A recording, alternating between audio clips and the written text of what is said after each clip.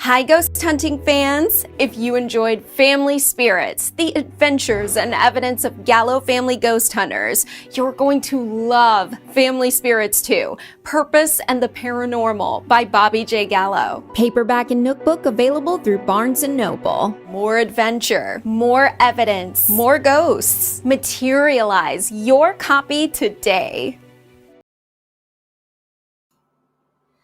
Okay, and welcome everyone to Creepy Conversations from the Castle. This is Bobby J. Gallo, and thanks for joining me tonight.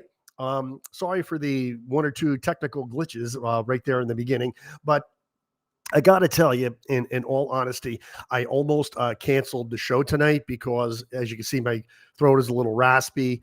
I came down with a 24-hour bug and almost had to cancel, but I'm feeling a little bit better, and I'm feeling that I can actually do the show tonight. But I'm really glad everybody is here. We are broadcasting from the iconic Castello Gallo 1928 castle in Roseto, Pennsylvania. And we're going to have a lot of fun tonight because tonight is the Christmas season. And as you can see, I'm wearing my Victorian top hat. I'm wearing my Victorian era scarf. And we're going to have a lot of fun because I want to talk about a subject that I don't think actually gets talked about a lot, to be honest with you. So tonight's a good night to do it. And as you can see in the promo, it said, my special guest is Jacob Marley. Unfortunately, he couldn't be here tonight. But he is with us in spirit. See what I did there? See, he's with us in spirit. You see that? Okay. All right. I thought you'd get that. Okay. Now, the Christmas season is a great time of year. And everybody loves the Christmas season. And wow, there's a little bit of dust on this hat here, but that's okay because you know what? This, It gets me in the season. It gets me in the season for a musty graveyard kind of feel here, with this top hat here. Yeah. I can't even see that dust when the camera's not on. When the camera's on, you can see the dust. It's kind of interesting. Anyway, be that as it may, and I am sucking on a cough drop, so please forgive me. And I'm doing this to get through the show tonight. I don't know about anybody else, but growing up, one of my favorite Christmas season television shows has always been A Christmas Carol by Charles Dickens. And there's been many, many adaptations over the years. There was one with George C. Scott, Lester Sim, the modern one with Jim Carrey on Disney. The one with Jean-Luc Picard, Patrick Stewart. There's been a lot. And each one is better than the next. And I always really enjoy the adaptations of these Christmas Carol shows. But one thing has always really puzzled me, and that is, the emphasis on ghosts. Now, you may know that growing up, one of the most popular, at least in my era growing up, when I was growing up, one of the most popular songs of the Christmas season was Andy Williams' The Most Wonderful Time of the Year. Right here, this guy. Now, what's the one line in this song that conjures up ghost stories and spirits? There'll be scary ghost stories and tales of the glories of Christmases long, long ago. Does anybody ever stop to think about that or hear that in that song? And growing up as a kid, I would always say, scary ghost stories. This is a Christmas song. Why are there scary ghost stories? And then it hit me. As I got older, it wasn't about Halloween. It was about The Christmas Carol by Charles Dickens. And here is a cover of the book. The classic book, A Christmas Carol by Charles Dickens. And that was written actually in 1843. Now, there's a couple things about this that always interested me and always, piqued my imagination. First of all, let's consider the time in which A Christmas Carol was actually written. Now, there's a picture of Charles Dickens. He was actually pre-Victorian, 1843. And the interesting thing about this was, if you look back at the belief of the Protestant religions, Protestant Christianity, they didn't necessarily believe that ghosts existed. There was for instance, in the Christmas Carol, the first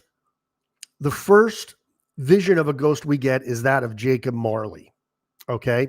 Now, Jacob Marley appears to Ebenezer Scrooge as what we now term in paranormal circles as an earthbound spirit.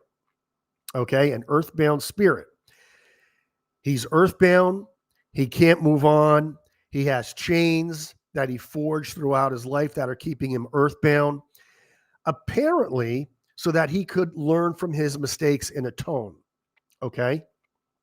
And his job in the Christmas Carol was to warn Ebenezer Scrooge so that Ebenezer wouldn't share the same fate as he did. Okay.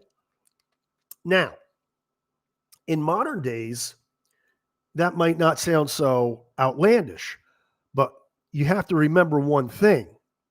Back then, the Protestants didn't believe that ghosts would wander after death. They believed in what I called in my first book, Family Spirits, the cosmic vacuum cleaner theory. You either got sucked up to heaven or you got sucked down to hell, and there was no in the middle. Because let's consider this. The rise of spiritualism in the United States and pretty much around the world pretty much started with the Fox sisters. But the Fox sisters did not have their first experience.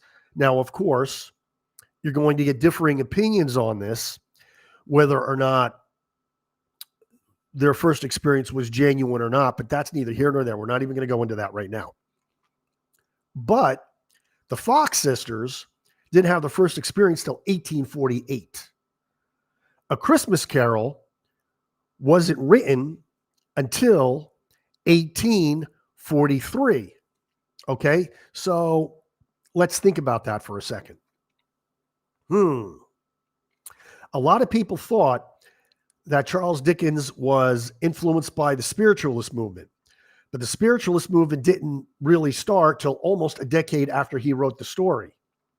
So where does that leave us? I think that's pretty interesting, right? So let me backtrack and let me tell you something else. Back in the 1500s, by a noted Protestant theologian named Ludwig Lavater wrote a book called Of Ghosties and Spirits Walking by Night. This is back in the 1500s. And this is where the popular notion of all ghosts being demons, at least in Protestant circles, originated. Some people even believe that this book influenced King James, who then perpetuated the witchcraft hysteria, which spread through Europe like wildfire during the 1500s. So we know just by looking at this book alone that most people in the Protestant circles did not believe that ghosts like Jacob Marley could walk the earth, because the Protestants did away with the notion, the Catholic notion of purgatory. Up until that point, purgatory was a primary reason why we believed ghosts did walk the earth. They weren't invited to the party yet, and they weren't bad enough to, go to the other place. So they roamed the earth seeking penance. But from what I understand, Charles Dickens wasn't Catholic. If I'm wrong, I would like somebody to comment in the comments below. I believe he was Protestant. Certainly, the scene that he created A Christmas Carol in was Protestant. Therefore, they would have subscribed to this notion that the dead are in the grave until the second coming. But if we go up to here, clearly that wasn't the case with Jacob Marley. Jacob Marley was roaming the earth. So this is a dilemma for me. And we were scheduled to have a guest on. Unfortunately, she didn't make it, but she would have been perfect, I believe, in addressing this. But this is a conundrum for me. And being a paranormal historian of sorts, I think this is very, very interesting. So we have Dickens, who wrote A Christmas Carol, who created Marley, who's described by Andy Williams. Sorry, I had to put that in there because I just think that's hysterically funny.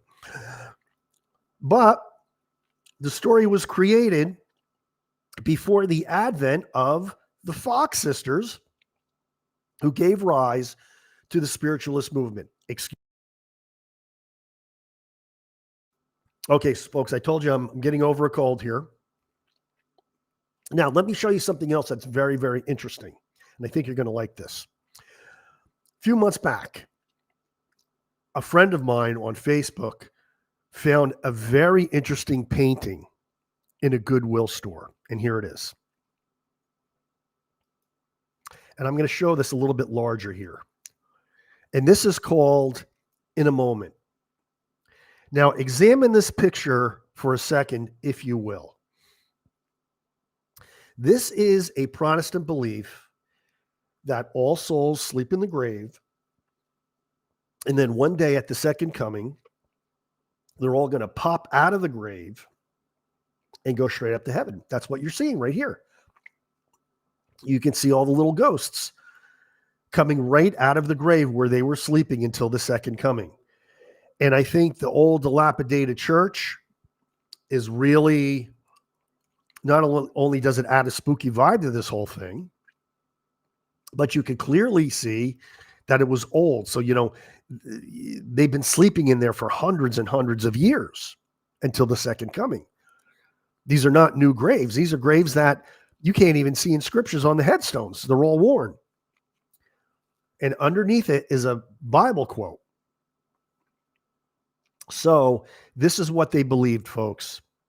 They believed spirits did not walk the earth. They believed in this. This is what they believed. So once again, now this picture is interesting as well, because in a lot of iterations of A Christmas Carol, Ebenezer is led to the window by Jacob Marley. And when he gets to the window, he looks out and he sees not just Jacob, but he sees hundreds and hundreds of earthbound spirits. And this is from one of the old movies, this shot, but there are many others. So I think that's interesting. I mean, next time when you go and you see a cemetery, I think one of the interesting things is to keep in mind, if they were right, how many sleeping souls are there? And I said in my first book, Family Spirits, that if this is what they believe, then perhaps their spirits still are there, because that's what they wanted and that's what they believe, where they believe they should be. So and that's always been typical for us anyway. As a team, we get some of our best evidence in cemeteries, and the older the better, normally Victorian era or earlier, because if you go around and you look at the inscriptions on these stones, you'll clearly see the inscriptions state that they're sleeping in the grave in many, many, many cases.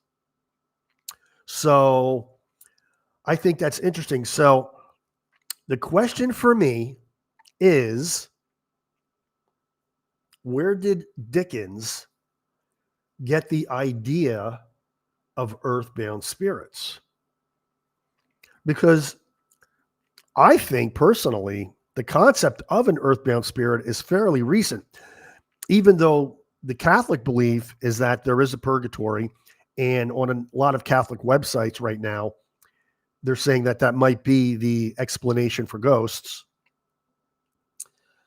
I think if you go back, purgatory was always believed to be an actual place like heaven and hell.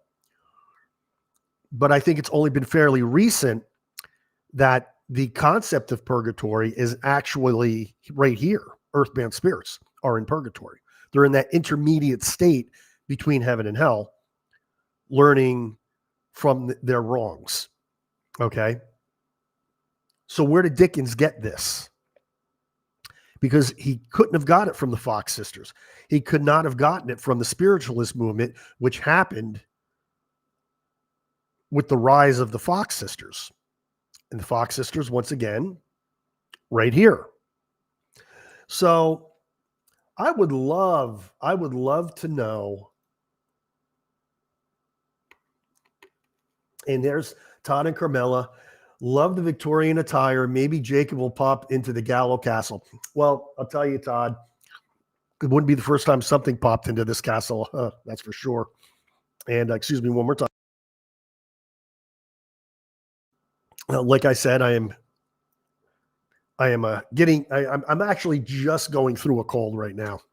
I almost canceled this tonight, but this is not going to be a very long episode. Not only because I'm not feeling well and because I don't have a guest, but because there's really not much more to say on this. I do believe, though, that I think, and this is the big takeaway from all of this. I think Charles Dickens knew more than he was letting on. There's something inspired him, because I know some people that are not big Charles Dickens fans. As far as his personality, he may not have been the most congenial person on the planet. Some people say he even plagiarized some of it. But if you watch A Christmas Carol, or you even read the book, even better, you come away inspired. I mean, it's a very inspiring story. Maybe there was something else there, and maybe there's some hidden truth to the whole Jacob Marley thing, because to me, that's still the most fascinating part of the entire story. Sure, I like the end where he gives the kids 2 shillings to go get the turkey. I mean, that's all great. But the whole Jacob Marley scene, to me, is the most powerful part of the entire story. So, and Todd, Carmela, you are absolutely welcome for the history. But next time you watch A Christmas Carol and you watch the scene with Jacob Marley, I absolutely want you to keep in mind that this was written before the concept of earthbound spirits was genuinely recognized by mediums, and certainly there was no such thing as ghost hunters back then. I think the Ghost Hunting Society of England or something of that nature might have been around, but still wasn't huge. Didn't happen till after the rise of the Fox sisters.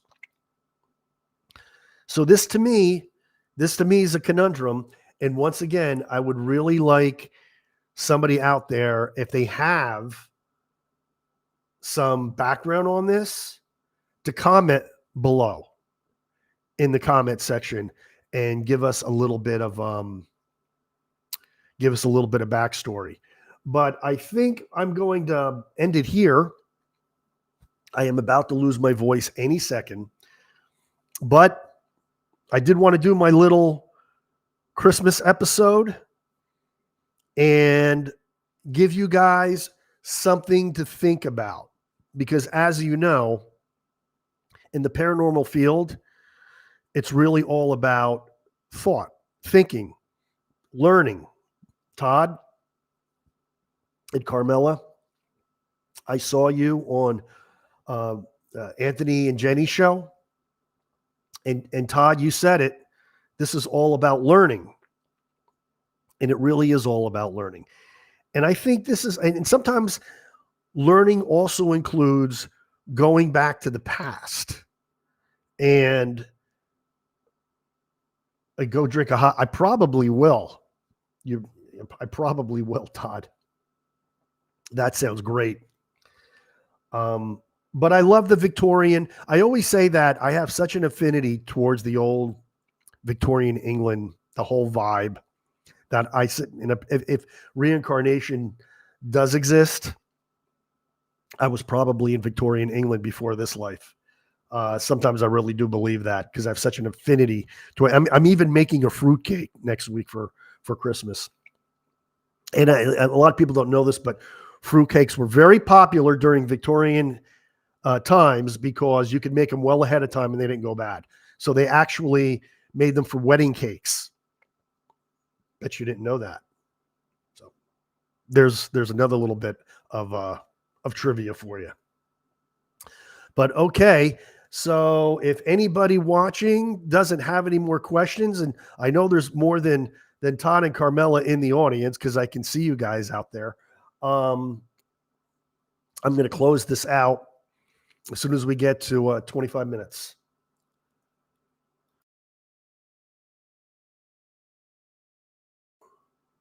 Oh, you are absolutely welcome. You know, Todd, you once told me that you try to support as many people as you can, and I try to do the same thing. It's very rare when I meet people like you. Oh, yeah, but all fruitcakes are not created equal, Todd. All fruitcakes are not created equal. You have to have a good fruitcake, a moist fruitcake. Those Claxton bricks that you get in the store, no. That's not a real fruitcake. You got to have a real fruitcake with a nice hot cup of coffee or tea, if that's your thing. Yeah, for sure. Very important. All right, folks. I got one more minute. And I'm just going to wait for anybody to type something in that wants to type something in. And thanks, everybody, for hopping on tonight. I do appreciate it. So that's almost a half-hour episode. That's not too bad for doing it solo. Normally, this is about right because I talk 30 minutes on my own, even when I have guests.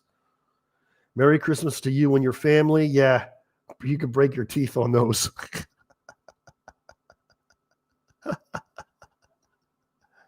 It's true. I'm just going to flash Todd and Carmela's comments across the screen. So when people tune in after the fact, everybody's going to be able to read what they wrote. I'm a little bit off my game. I'm going to be honest with you folks. I like the hot toddy. That's a great idea. Yep. All right. There we go. Perfect. Okay. Oh, yes. Now people are coming in. We're at the end. But folks, fear not. this is recorded. So you'll be able to go back and you'll be able to see it. But we're going to wrap it up. This was my Bobby J. Gallo creepy conversations from the castle. Just talking to you guys today, talking about Charles Dickens. We'll go through the slides one more time. Andy Williams. And if you want to know what that's about, you're going to have to go back to the beginning. We talked about A Christmas Carol by Charles Dickens, Marley, all the other ghosts, which was written before the advent of the Fox sisters, and the Protestant belief of all ghosts on the earthly plane actually being demons, which was birthed by this book right here. I actually wrote several articles on that. An old painting discovered by a friend that kind of confirms all of this, and the notion that there may be hundreds, if not thousands, of sleeping spirits in Protestant cemeteries all over the world waiting for the second coming. And there's a cheery Christmas thought. But then again, you watch the Christmas Carol, it's not all cheery, is it? No, it's not. Okay. Now let me see here. What did Todd say? If you don't mind, I'll send a couple of clips of that location we shared. Appreciate any feedback. Yes. Do that. Absolutely. I want to blow up that orb that you got. That would be super, because I want to see if I could see any kind of image inside of it. All right. Very cool. All right, everybody. That's it. I got through this. I'm about to lose my voice. Thank you for coming by, and have a very Merry Christmas, everyone.